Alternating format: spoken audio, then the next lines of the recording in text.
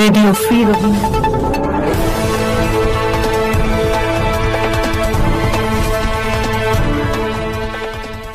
আরএফআর news ১ July ২০২৫ রোহিঙ্গাদের নিরাপদ ও মর্যাদাপূর্ণ প্রত্যাবাসনে চীনের সহযোগিতা কামনা করেছে বিএনপি।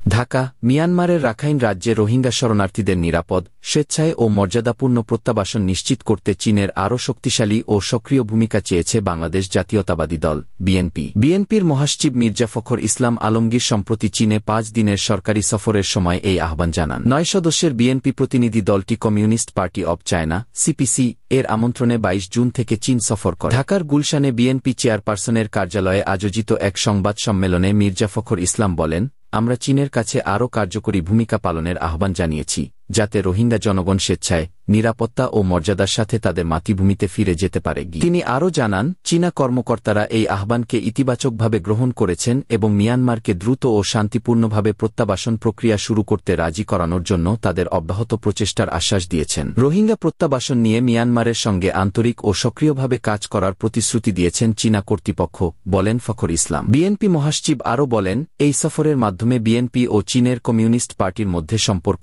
আরও সুদৃঢ় হয়েছে, যা ভবিষ্যতে শুধু দুই দেশের সম্পর্কেই নয়, রোহিঙ্গা জনগণের স্বার্থ রক্ষাতেও সহায়ক হবে বলে তিনি আশা প্রকাশ করেন। ঢাকা ট্রিবিউন সংবাদ প্রতিবেদন।